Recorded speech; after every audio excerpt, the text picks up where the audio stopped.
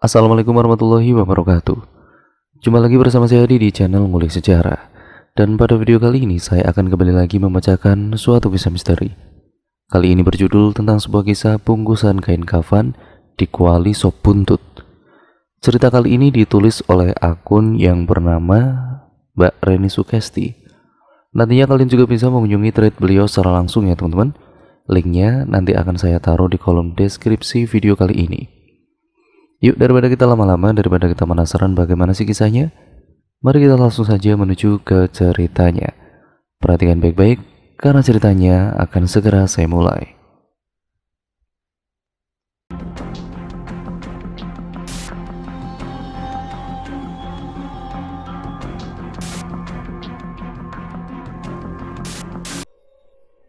Semburat senja yang tertutup awan kelabu menyisakan kuratan duka berselimutannya. Hari ini tepat 40 hari meninggalnya almarhum Pak Wijaya, ayah dari kakak iparku. Sungguh begitu tragis nasib yang menimpa keluarga kakak iparku ini. Bahkan setelah meninggalnya almarhum, fitnah dan juga gunjingan dari mulut orang-orang masih terdengar dimanapun. Perkenalkan, namaku adalah Ningsi. Aku adalah si bungsu yang mempunyai kakak laki-laki bernama Kak Sandi.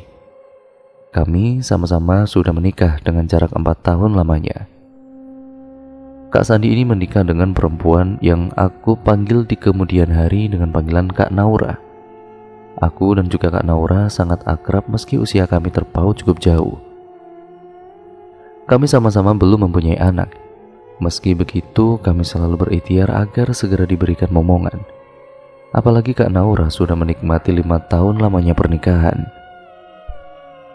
Setiap harinya aku dan juga Kak Naura membantu di warung sop buntut milik ayahnya Kak Naura. Suamiku Mas Haris memberiku izin agar aku tidak kesepian di rumah selama beliau bekerja di luar kota. Aku kemudian mulai bekerja di warung sop buntut Pak Wijaya, ayahnya Kak Naura, setelah resmi menjadi istri Mas Haris. Warung sop buntut Pak Wijaya ini terkesan warung yang biasa-biasa saja saat pertama kali aku datang ke warungnya. Kata Kak Naura, ayahnya sudah 5 tahun menekuni warung ini, namun tidak ada perkembangan sama sekali. Hingga pada akhirnya, saat aku akan menikah, warung sop buntut milik Pak Wijaya ini mulai ramai sekali pembeli. Warung sop buntut yang tadinya hanya dikelola Pak Wijaya dengan dibantu istri dan ketiga putrinya termasuk Kak Naura, kini dibantu 2 tetangganya beserta aku karena sangat ramai pengunjung.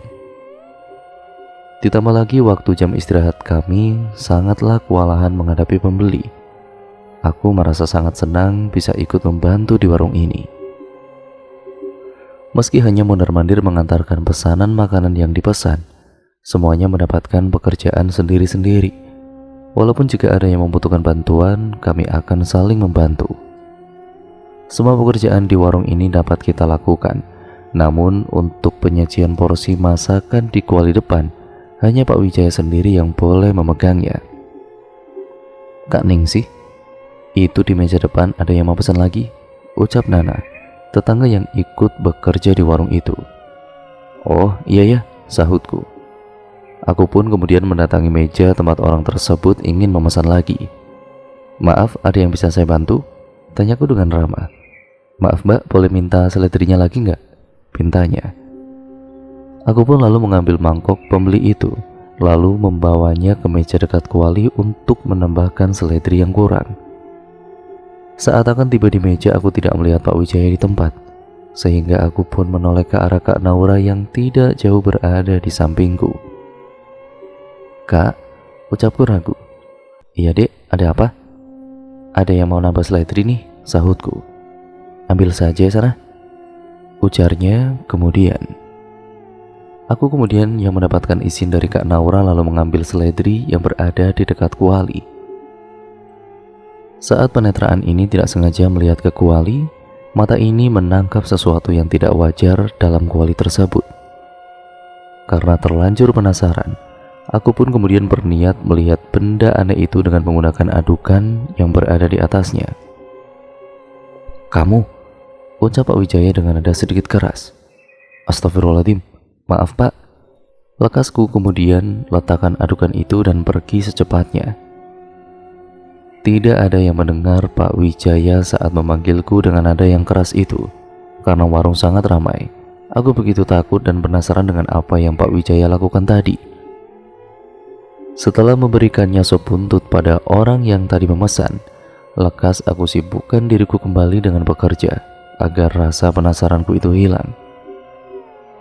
Setelah semua pembeli tidak ada lagi karena warung akan tutup, Pak Wijaya seperti biasanya selalu membungkuskan sop buntut untuk kami bawa pulang.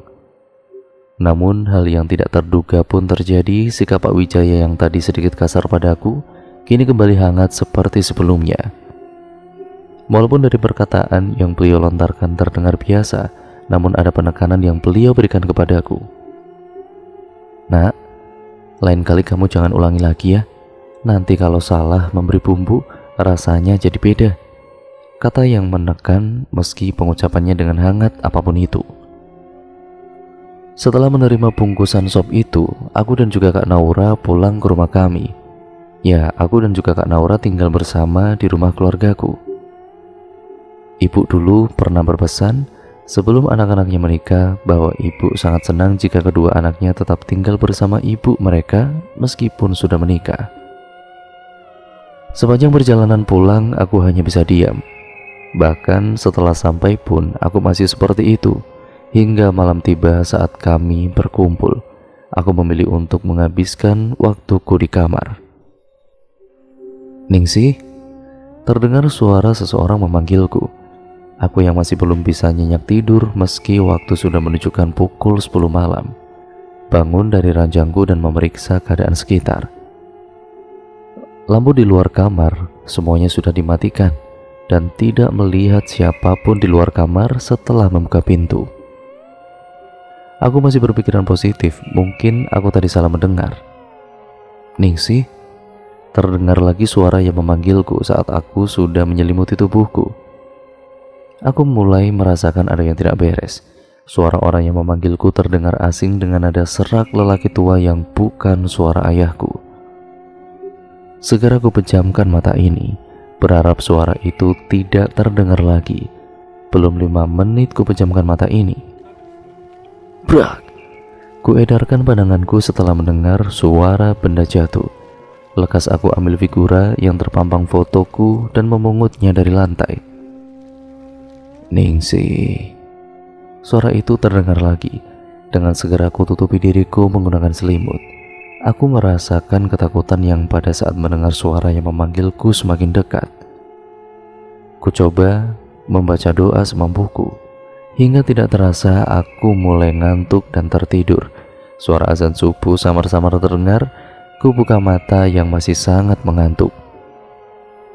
Dengan malas aku pun beranjak untuk menjalankan ibadah wajib 2 rakaat ini. Sepanjang melaksanakan sholat, otakku tidak tenang. Pikiranku berlarian mempertanyakan, sebenarnya apa benda aneh yang berada di kuali sop itu ya, hingga Pak Jaya seperti itu kepadaku. "Dek, siapa Kak Naura?" Aku terperanjat kaget olehnya. "Kamu kenapa?" tanya dia setelah kami selesai menjalankan sholat berjamaah. "Gak apa-apa Kak," sahutku. "Pasti ada apa-apa." Kak Naura menelisik. "Ayo bilang saja sama kakak," tuturnya. Aku pun lantas menanyakan sesuatu padanya dengan sangat hati-hati. Kak, kalau boleh Nisi tahu, kenapa hanya ayahnya kakak saja yang boleh memegang kendali di bagian perkualian itu? Apakah beliau itu tidak yakin pada keluarganya, termasuk kakak?" tanyaku kemudian. Kakak juga sebenarnya penasaran, Dek. Mengapa ayah nggak bolehin kita buat sekedar mendekatinya? Padahal dulu ayah nggak seperti itu. Kita selalu bergantian buat ngambil kuah sopnya di kuali, terangnya. Kak, panggilku Riri." "Iya," sahutnya. Kakak jangan marah ya. Ningsih kemarin lihat ada anu di dalam kuali sop ayah," ucapku. "Maksudnya?" Kak Naura kemudian mengeritkan dahinya. "Di kuali sopnya ayah kemarin Ningsih lihat ada benda yang aneh." Pas Ningsih mau aduk itu sop buat cari tahu benda apa itu, ayahnya Kak Naura itu datang terus ngebentak Ningsih meski nggak begitu keras, ucapku. Kak Naura kemudian terdiam, wajahnya menyeratkan kalau dia sedang memikirkan sesuatu. Hingga kemudian, "Dek, kamu mau nggak bantu kakak?" usulnya. "Kita selidiki saja apa yang sebenarnya terjadi di warung kita. Kakak juga ngerasa kalau warung kita itu ada yang tidak beres," sambungnya. Aku pun kemudian mengangguk meski dalam hati aku tidak yakin dengan apa yang Kak Naura usulkan. Pukul 7 pagi, aku dan juga Kak Naura sudah berada di warung sop ini. Semua orang yang bekerja sudah datang dan memulai dengan membersihkan semua yang ada di sini. Seperti mendapat kesempatan, Kak Naura langsung mengajakku ke kuali sop setelah melihat ayahnya pergi menggunakan sepeda motornya. Sedang yang lain termasuk ibunya sedang berada di belakang. "Jaga-jaga ya," ucap Kak Naura. "Oke," sahutku. Naura lantas membuka kuali sop yang sedang dimasak itu. Dengan tatapan yang cekatan, dia mulai mengaduk sop itu. "Ningsih, sini," suruhnya.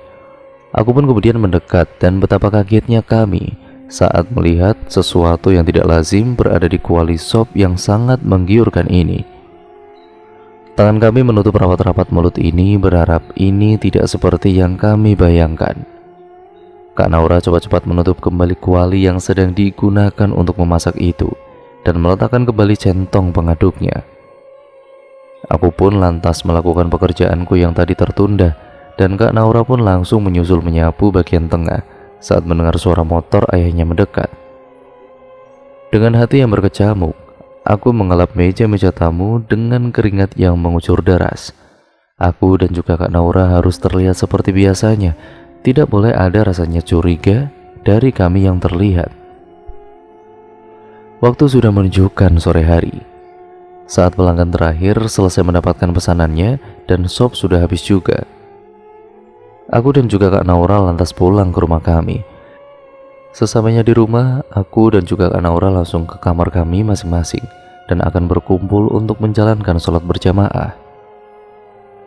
Seperti biasanya, aku dan juga Kak Naura kalau pulang membawa sop yang ayahnya Kak Naura bungkuskan itu. Mata kami tertuju pada ibu saat kami menyium semerbak kuah kaldu sop yang menggiurkan itu tengah dihangatkan. Aku dan juga kakak Nauraku ini menunggu semua anggota keluarga ini berkumpul untuk mengatakan sesuatu yang menjadi kegundahan hati kami. 10 menit berlalu. Ayah, ibu, Kak Sandi, dan juga suamiku, Mas Haris, sudah berkumpul di meja makan ini. "Maaf," ucap Kak Naura. Semua yang berada di meja makan ini menghentikan aktivitasnya, menunggu apa yang akan dikatakan oleh Kak Naura. "Jangan makan sop buntut itu," lirihnya menundukkan kepala. "Kenapa, Naura?" Tangan Kak Sandi memegang pergelangan istrinya. Ayah dan juga ibu pun tampak kebingungan.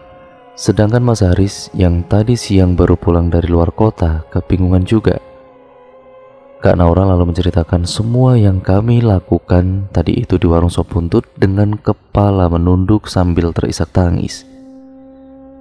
"Astagfirullahaladzim," ucap ayah. "Naura, kamu jangan berkata seperti itu. Kamu itu jangan suuzon. Mungkin itu bungkusan rempah-rempah yang pedagang lain juga lakukan pada sop mereka. Ayahmu tidak akan melakukan perbuatan yang merugikan dirinya sendiri," sambung ayah kemudian. "Ayah, Naura tahu betul bungkusan rempah-rempah yang dimasukkan ke dalam kuali itu bentuknya tidak seperti itu. Tadi Naura sama Ningsi lihat ada 2 bungkusan. Satu buat rempah-rempah yang bentuknya seperti kebanyakan pedagang lain lakukan, dan satunya lagi bentuknya seperti..." Kak Naura mengambil oksigen sebanyak mungkin, lalu kemudian mengembuskannya lewat mulut. Bungkusan itu lebih mirip seperti yang ada di liang lahat, lirih Kak Naura. "Astagfirullahaladzim," ucap bapak kaget. Kak Naura terlihat begitu kecewa dengan keadaan ini, dan dia tidak kuat dan akhirnya terisak di pelukan Kak Sandi. Sop buntut yang berada di depan kami kemudian dibawa ibu ke belakang. Kami pun melanjutkan makan malam setelah Kak Naura tenang. Pukul 11:30 malam, tiba-tiba Kak Naura ini mengirim aku pesan. Dek, bisa keluar sebentar nggak? Ada yang ingin kakak bicarakan sama kamu. Oke, balasku kemudian. Aku lalu diam-diam keluar kamar. Tanpa izin Mas Haris yang sudah terlelap, sesampainya di depan kamar, Kak Naura mengajakku ke dapur. Dek, kamu mau bantu kakak nggak? Tanya dia. Maksudnya? Keningku mengkerut tidak paham. Kakak mau nyelidikin ayah? Kamu mau bantu kakak kan? Pinta dia. Aku kemudian mengangguk ragu lalu mendengarkan apa yang sudah Kak Naura pikirkan tentang cara mengungkap kebenaran tentang ayahnya itu. Esok paginya, seperti biasa aku dan juga Kak Naura bantu-membantu di warung sop buntut, sesuai dengan rencana yang dibuat Kak Naura pura-pura pingsan. Aku lalu membuat karangan cerita kalau Kak Naura sedang sakit, dan pada akhirnya Kak Naura disuruh istirahat di rumah ayahnya yang terletak tidak jauh dari warung sop ini. Pak Wijaya yang tidak menaruh curiga membuat kami merasa senang dan juga tenang. Aku dan juga Kak Naura pergi ke rumahnya kemudian. Setelah sampai, Kak Naura ini bergegas membuka pintu rumah yang dikunci. Gegas kami masuk setelah pintu itu terbuka, lalu menguncinya lagi dari dalam, agar rencana yang kami buat tidak ada yang menghalangi. Aku dan juga Kak Naura masuk ke kamar Pak Wijaya. Kami mencari sesuatu yang sekiranya mencurigakan. Namun begitu nihil, tidak ada yang mencurigakan dari tempat ini.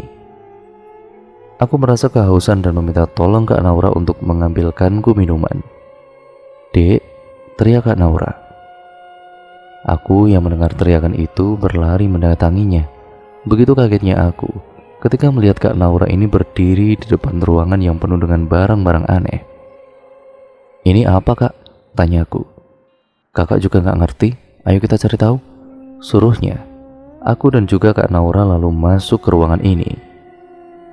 Ruangan yang berbau kemenyan. Saat sudah memasukinya, kulihat ada tampah berisikan beberapa potongan buah, beras yang dicampur dengan kembang mawar dan juga pandan, dan beberapa jenis kue pasar tergeletak di tengah-tengah ruangan ini. Kak Naura tiada hentinya mengucap istighfar. Dia begitu syok melihat ini semua. Di ruangan ini tampak beberapa benda aneh seperti keris dan benda-benda lainnya tergantung di dinding, membuat kengerian semakin menjadi-jadi. Di titik ini Kak Naura sudah sangat frustasi. Dia sangat kecewa dengan apa yang ayahnya lakukan. Tok tok tok.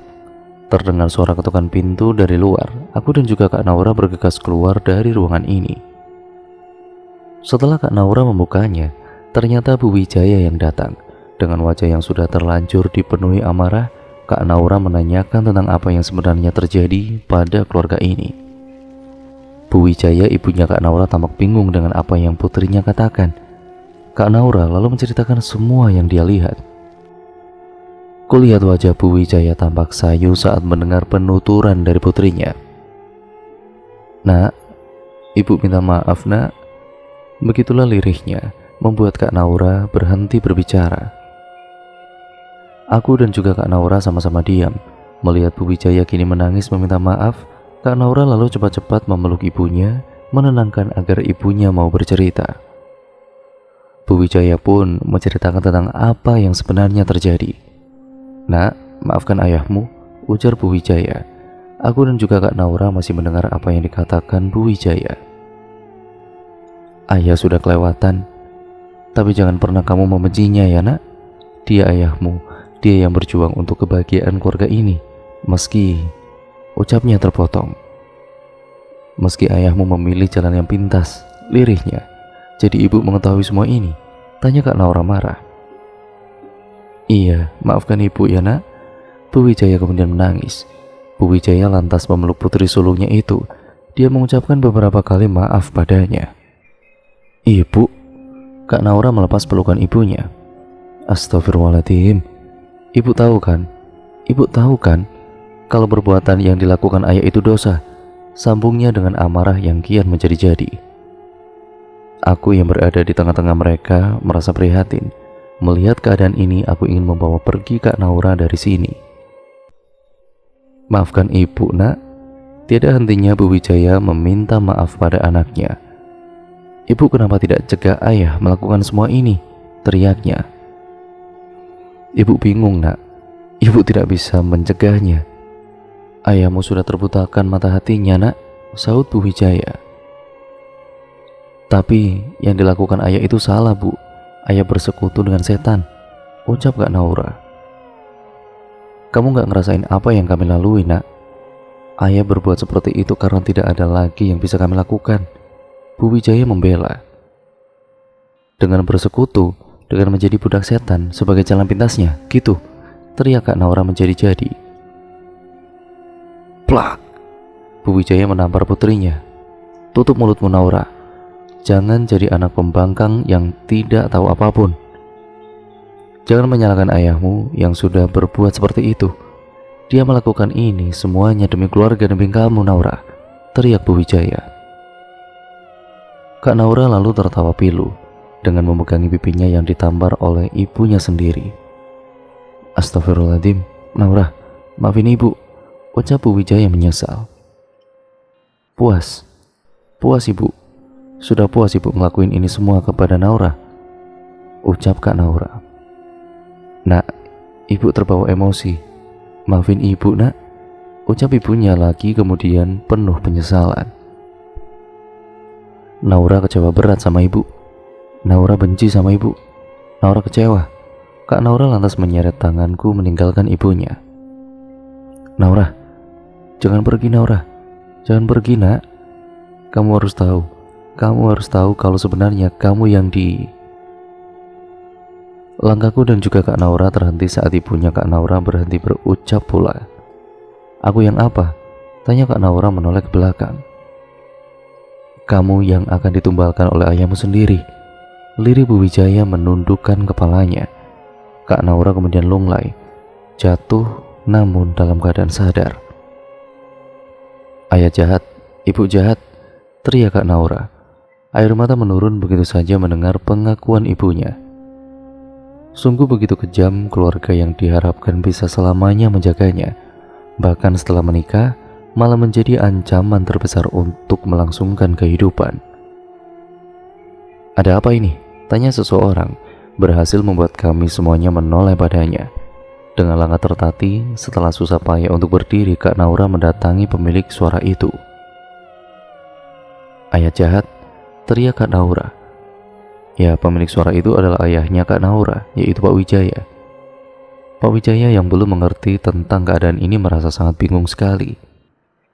Kak Naura tiada henti-hentinya menangis sambil mengucapkan kata-kata yang cukup kasar. Berhenti, Naura, ucap Ibu Wijaya. Kenapa?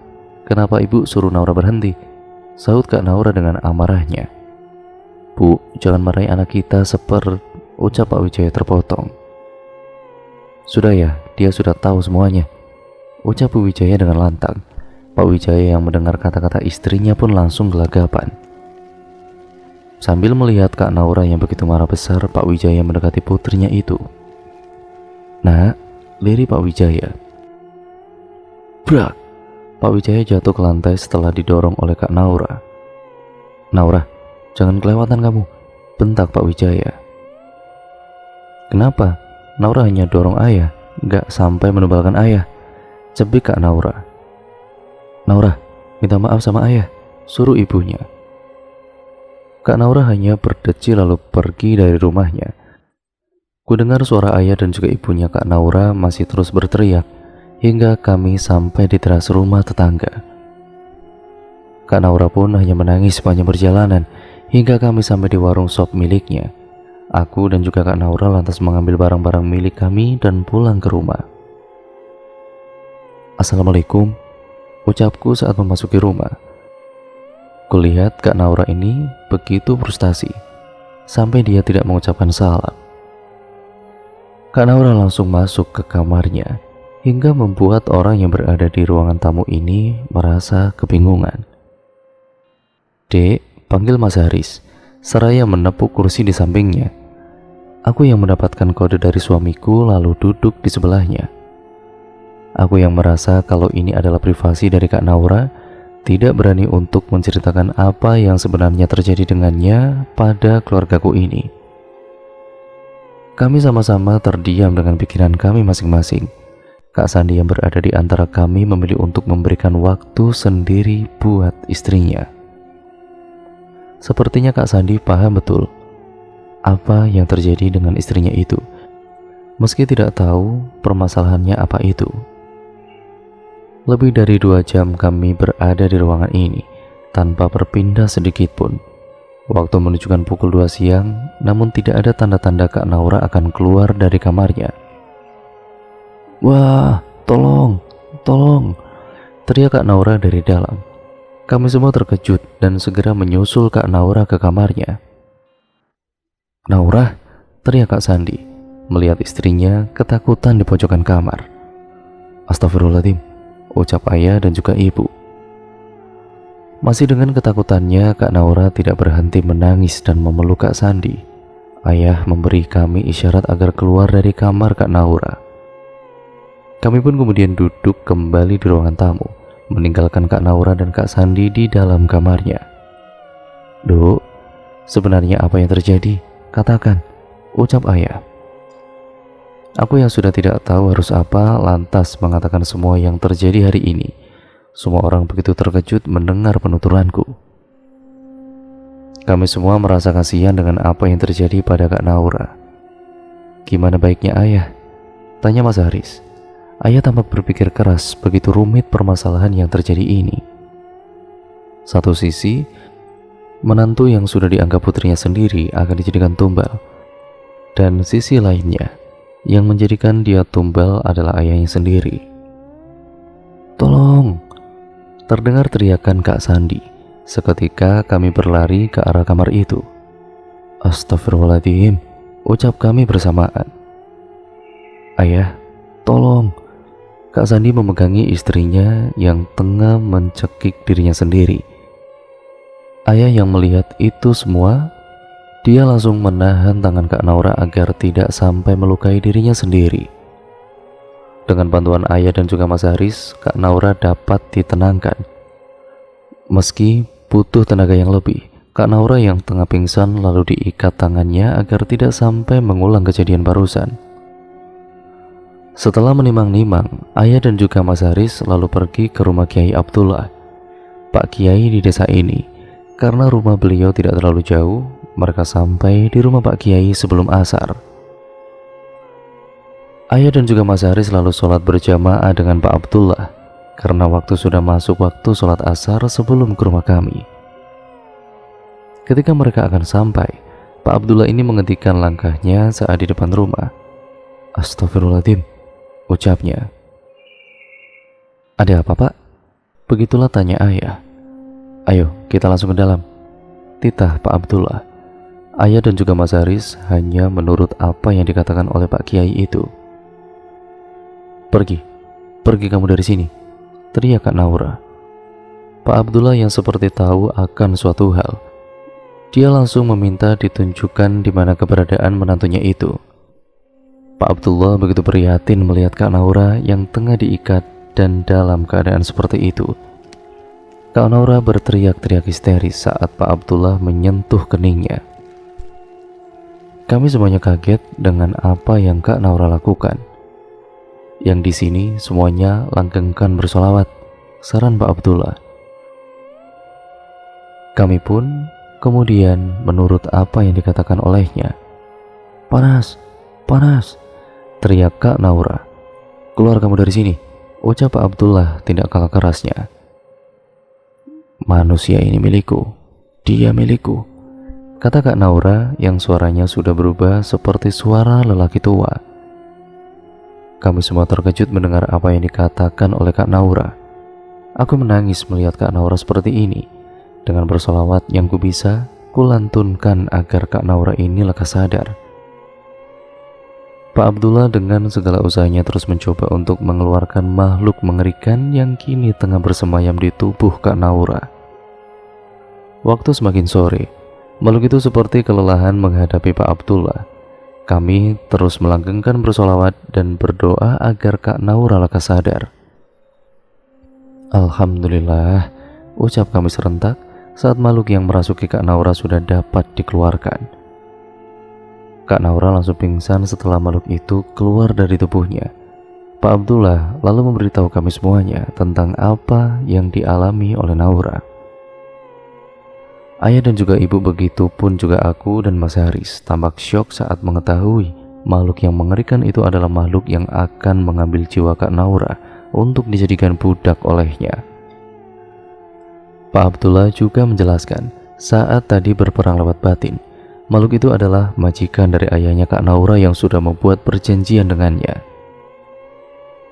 Ayah Kak Naura alias Pak Wijaya melakukan pesugihan dengan berjanji akan menumbalkan putrinya sendiri.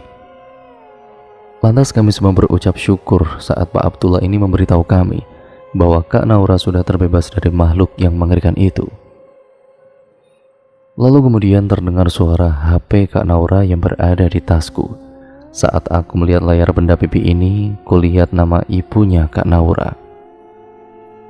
Rasanya enggan sekali untuk mengangkatnya. Namun ayah memberi isyarat padaku agar mengangkatnya. Assalamualaikum, salamku.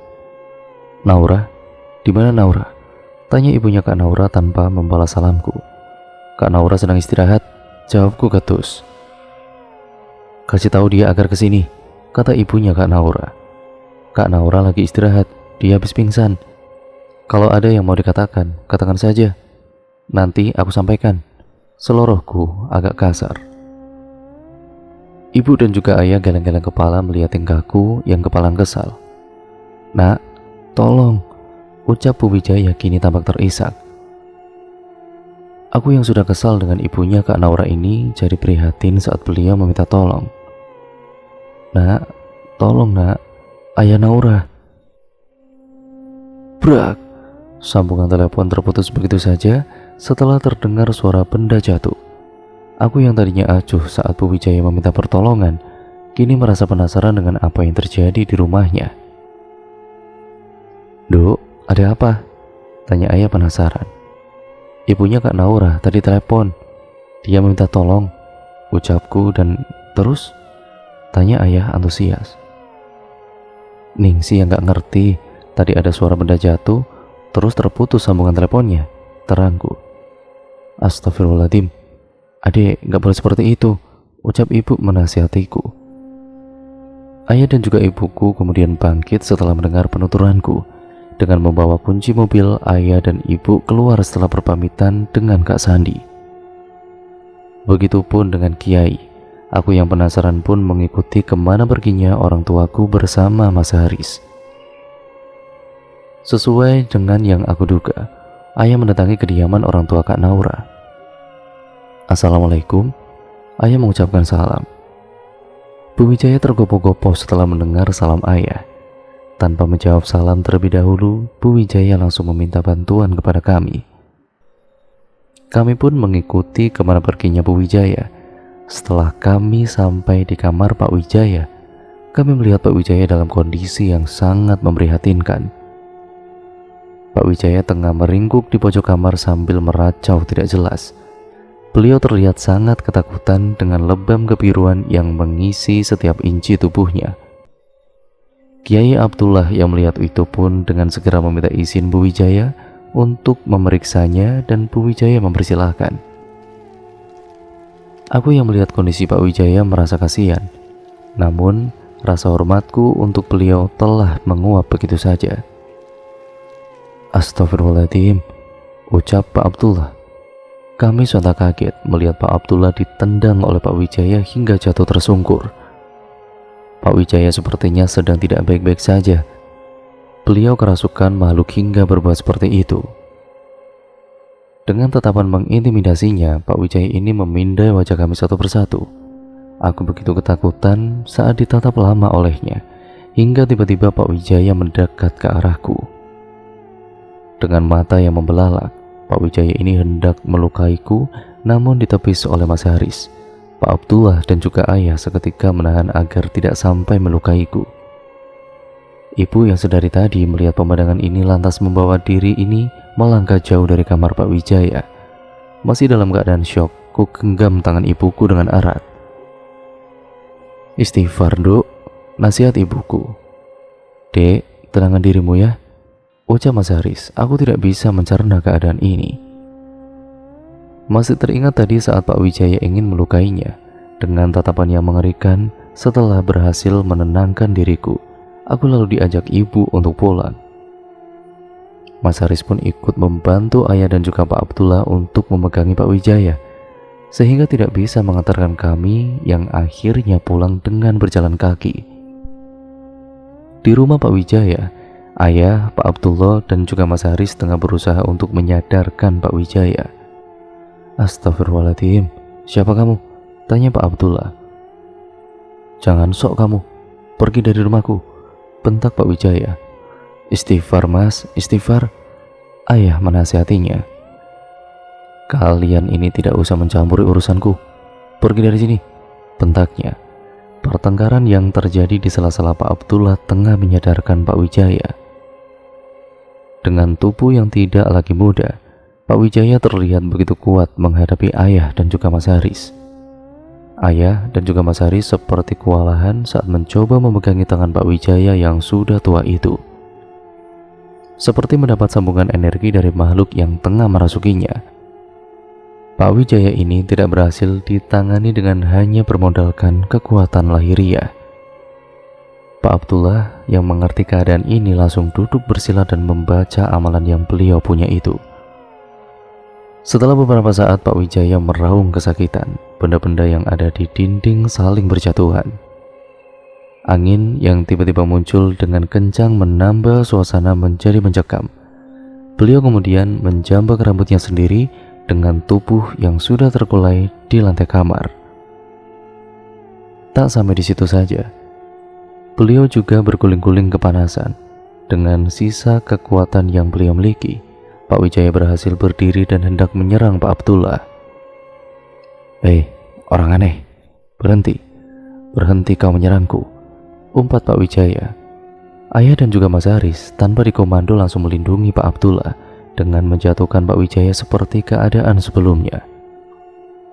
Pak Abdullah terus saja melafalkan bacaannya hingga lama-kelamaan Pak Wijaya kehilangan energinya setelah makhluk yang merasukinya itu pergi. Ayah dan juga Mas Haris cekatan untuk memindahkan tubuh Pak Wijaya ke atas kasurnya. Di sisi lain, Bu Wijaya tampak ketakutan sedari tadi. Dia tidak menyangka akan ada kejadian yang menakutkan seperti ini. Semua di luar dugaannya. Alhamdulillah, ucap kami saat melihat Pak Wijaya sudah dalam keadaan semula. Berbeda dengan Bu Wijaya, dia tampak masih belum percaya dengan keadaan yang menimpanya saat ini. Dia keluar dari kamarnya dan duduk di ruang tamu, tidak memperdulikan ketiga lelaki dewasa yang telah menyadarkan suaminya. Dengan ragu, ayah mengatakan jika Pak Wijaya sedang istirahat setelah berhasil disadarkan. Namun wanita yang sedang ayah ajak bicara itu seolah tidak memperdulikan kedatangan ayah. Wanita yang menjadi besannya ayah itu malah menatap tajam ke arah ayah, seolah-olah menyalahkan ayah atas apa yang terjadi pada suaminya.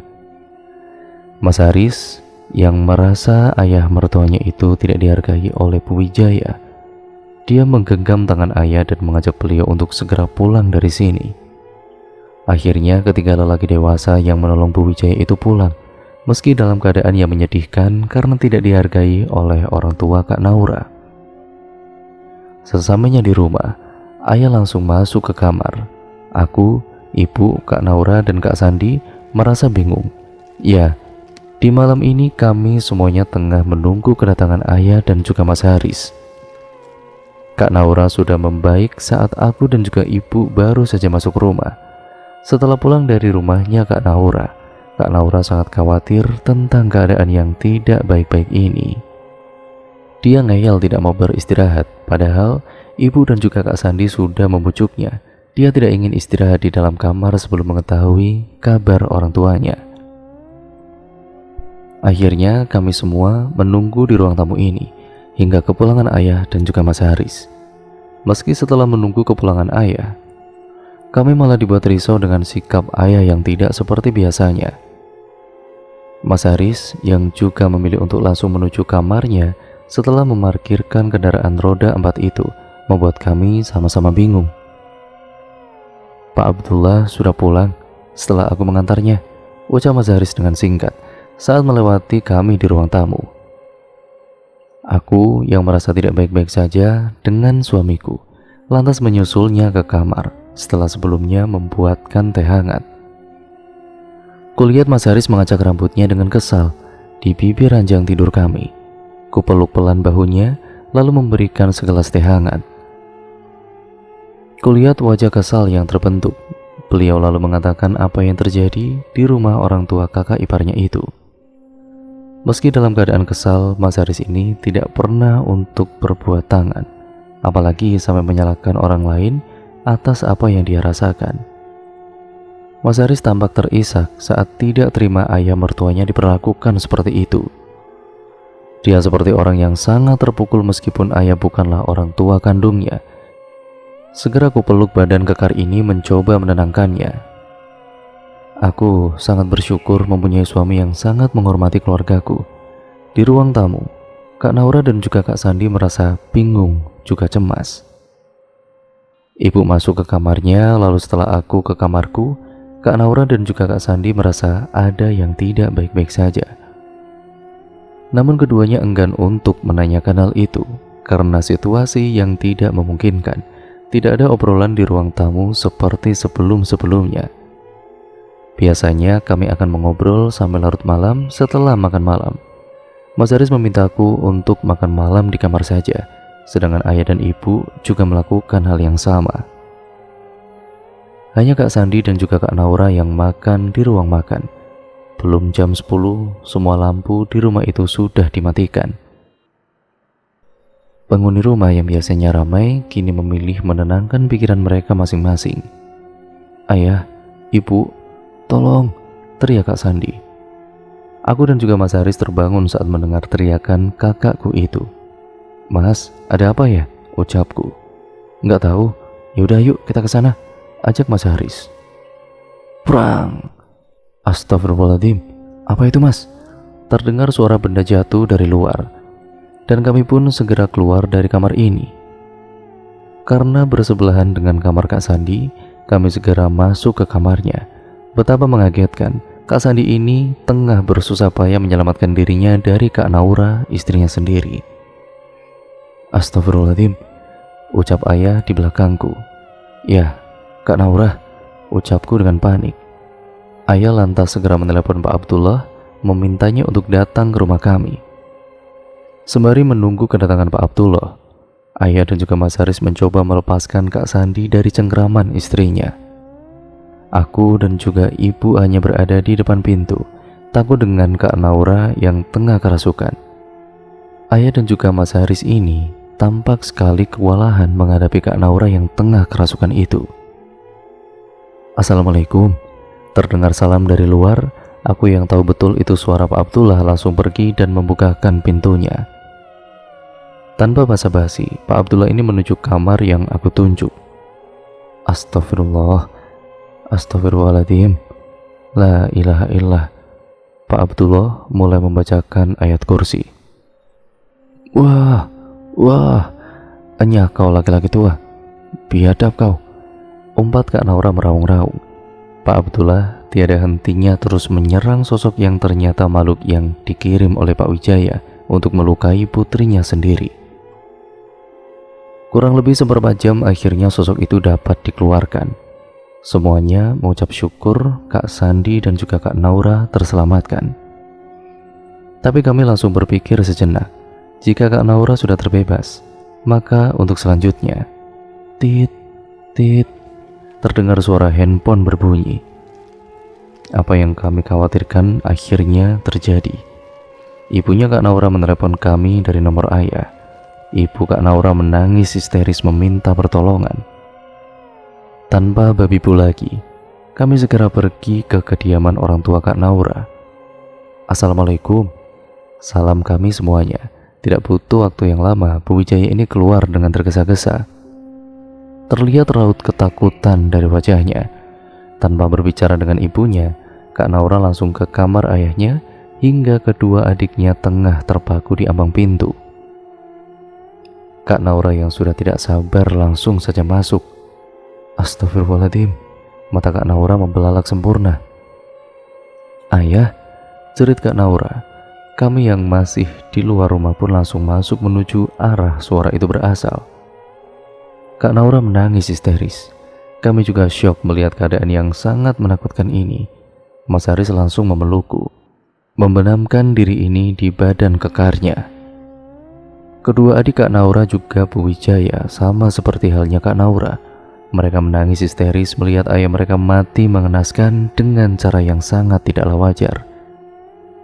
Kak Sani mencoba menenangkan istrinya, sedang ibu mencoba menenangkan Bu Wijaya dan adik-adik Kak Naura. Aku yang sudah tenang ikut menenangkan Kak Naura, sedang Kak Sandi dan juga Mas Haris memberitahu tetangganya atas kematiannya Pak Wijaya ini.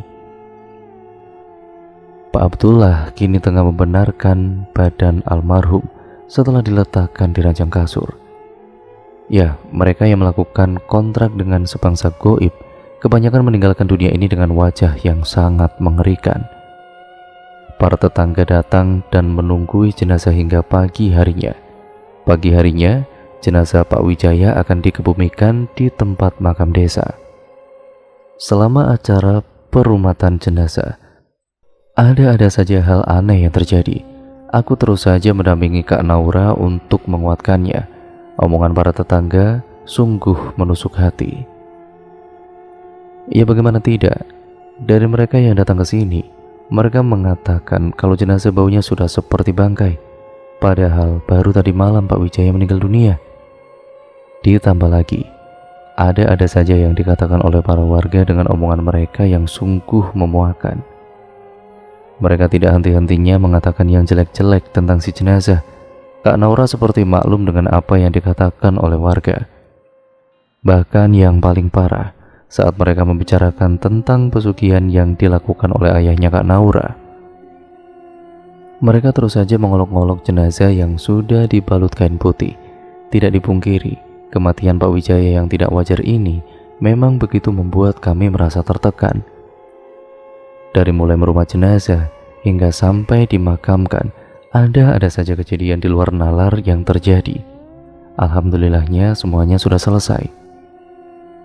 Kami lalu pulang ke rumah duka menemani keluarga Kak Naura. Sampai sore kami menerima tamu yang datang untuk mengucapkan bela sungkawa. Namun saat akan menuju waktu maghrib, datang beberapa orang yang terlihat asing bagi kami. Aku tidak memperdulikan siapa mereka. Hanya saja rasa curiga menghantui kepalaku. Aku merasa aneh, orang-orang itu pulang setelah hanya bersalaman dengan Bu Wijaya. Tidak disengaja aku melihat salah satu dari mereka meninggalkan bungkusan kain kresek hitam. Jiwa penasaranku pun langsung menderas setelah melihat mereka pergi. Langsung ku ambil bungkusan kresek itu dan menyembunyikannya di tasku. Malam pun tiba. Setelah acara pembacaan tahlil dan yasin selesai pada pukul 9 malam, aku menceritakan tentang kejadian datangnya orang-orang aneh itu di tengah-tengah keluarga yang sedang berkumpul ini. Aku menunjukkan kresek hitam yang ditinggalkan oleh mereka. Pak Abdullah yang seperti mengetahui sesuatu meminta izin untuk membukanya. Astagfirullahaladzim, ucap kami serentak. Betapa kagetnya kami setelah melihat isi di dalam kantong kresek itu. Kantong kresek itu ternyata berisi bungkusan yang terbuat dari kain kafan. Aku langsung berkata jika bungkusan itu yang aku lihat di kuali sop buntut milik Pak Wijaya. Semua mata tertuju kepadaku. Seketika Pak Abdullah membuka bungkusan itu. Di dalamnya terdapat tanah yang dibungkus plastik kecil, darah yang terdapat pada kain di dalamnya, hingga beberapa tulisan aneh di dalam plastik kecil dan bendahara kecil aneh lainnya. Seketika Bu Wijaya terduduk dengan lemas. Dia mengucapkan permintaan maaf darinya dan Pak Wijaya. Bu Wijaya lalu menceritakan semua yang dilakukan oleh almarhum suaminya itu. Kak Naura mendengar dengan seksama tentang kekejian orang tuanya, di mana mereka sepakat untuk melakukan pesugihan. Awalnya Bu Wijaya tidak mau melakukan apa yang disuruh oleh suaminya itu. Namun karena tuntutan ekonomi yang semakin melambung, akhirnya beliau setuju saja. Dengan bermodalkan hasutan orang, Pak Wijaya dan juga istrinya mendatangi dukun dan meminta bantuan padanya. Sang dukun pun memberikan jalan keluar untuk pasangan pasutri itu. Namun mereka berdua sempat bimbang untuk meneruskan ritual itu karena harus ada nyawa yang menjadi taruhan untuk ditumbalkan. Akhirnya, dengan kemantapan Pak Wijaya memberikan setetes darah miliknya, juga milik Kak Naura untuk dijadikan taruhan ritualnya. Pak Wijaya pun kemudian pulang bersama istrinya setelah diberi bungkusan kain kafan itu. Sebelum pulang, sang dukun memberi instruksi apa saja yang harus dilakukan oleh Pak Wijaya. Pak Wijaya pun akhirnya melakukan apa yang disuruh oleh dukun itu, termasuk memasukkan bungkusan kain kafan ke kuali sop buntutnya. Setelah waktu yang ditentukan mulai tiba, yakni waktu Kak Naura untuk diberikan pada sosok yang sudah membantu ayahnya, aku dan juga Kak Naura sudah mengetahui tentang pesugihan yang dilakukan oleh ayahnya. Karena sudah kepalang basah, Pak Wijaya ini lalu memulai ritual itu, hingga secara tidak sadar Kak Naura dengan bantuan Pak Abdullah bisa terbebas dari jerat sosok menakutkan yang akan mengambilnya dan beralih pada Pak Wijaya itu sendiri. Alhamdulillah, kata itu yang keluar setelah kejadian ini mulai membaik.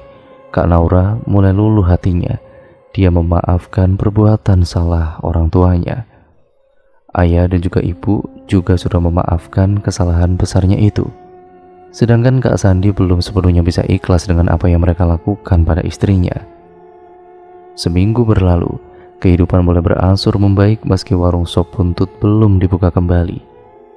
Hari ini, aku dan juga Kak Naura dan juga Bu Wijaya berniat ke bank untuk mengambil simpanan yang ditabung Pak Wijaya.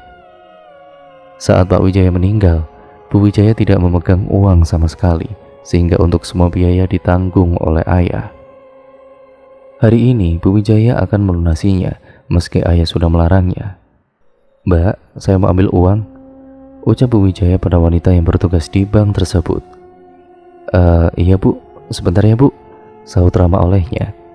"Maaf Bu, penarikan tidak dapat dilakukan karena semua uang yang ada dalam tabungan sudah diambil 3 hari lalu," sambungnya. Kami semua langsung bersitahap satu sama lain. "Maaf Bu, atas nama siapa ya?" tanya Bu Wijaya kemudian. "Atas nama Wijaya Kusuma," jawab wanita itu. Bah, jantung kami serasa berhenti. "Bu, ayah sudah meninggal 7 hari yang lalu, yang datang 2 hari kemarin." Dalam perputaran roda dunia, manusia senantiasa akan melewati berbagai macam bentuk fase kehidupan. Kita tidak akan ada yang tahu akan berada pada titik yang mana, apakah itu kebahagiaan atau kesengsaraan. Yang menjadi tolak ukur untuk menjalankan itu semua adalah kelapangan hati menerima segala ketentuan yang ada.